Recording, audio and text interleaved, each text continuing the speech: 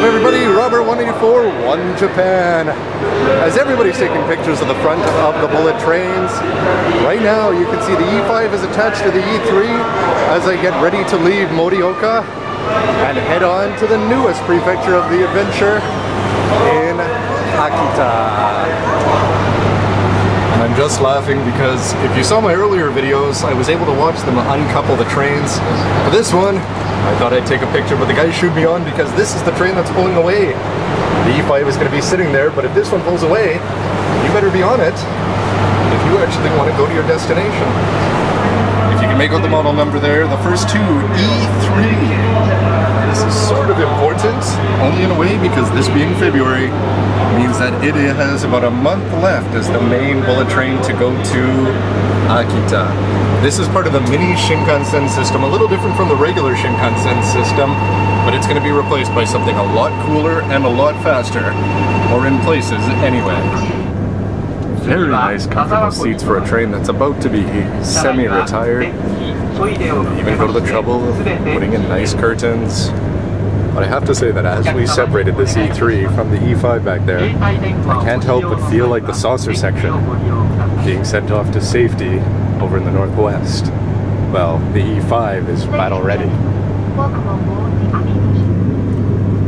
Now we've just come to a dead stop here next to another E3 Komachi. And this has to do with the mini Shinkansen aspect that I had mentioned earlier. So I should probably start with just what Shinkansen means. Japan used to use what's called, well, narrow gauge railway tracks. So when you're looking at actually the distance between the two rails, it was pretty narrow. And when Japan decided to go into high-speed rails, especially back in the 60s, as you can see that the two tracks there just merged into one, which means only one train can be running at a time and they have to time their passing so that they can actually meet each other, or so that they don't meet each other head on. So for what we in English often call the bullet train that they built from Tokyo to Osaka, it was basically just running on 1.4 meter wide rails, which had allowed it to go faster and safer. But the rest of the country, you're still riding on the old narrow gauge. So what they did with these mini Shinkansens is in a few places, well, it would sort of make sense, you'd think, at first, because all they did is they ripped up the old track, that was only a meter across or so, and then they put in this 1.4 wide meter track.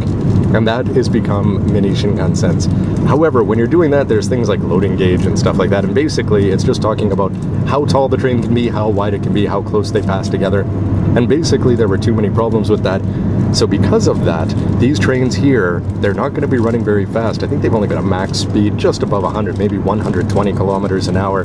Whereas this same E3, when it's running on the real Shinkansen tracks, not just the mini Shinkansen tracks, is able to run almost 300 kilometers an hour.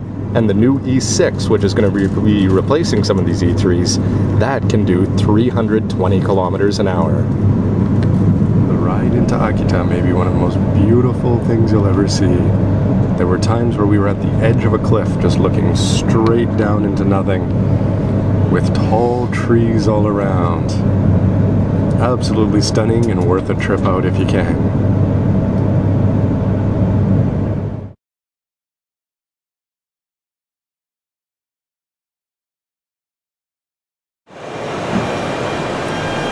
And now it's time to say goodbye to the Komachi. E3 bullet train. As I've arrived in the newest prefecture, Akita. And here on the platforms you can see that there's two tracks. But as soon as that train headed off down there, they merge back into one. All around, it looks like it's another winter resort paradise here in the town. I already left Hakodate today, but now it's time to go see Kakunodate. Ah, train posters. Did you know that he's a station master? Not joking. And finally, I have seen a lot of bullet train stations around, but this one, just from looking at this, you would never know that these are some of the most advanced trains in the world running and stopping here.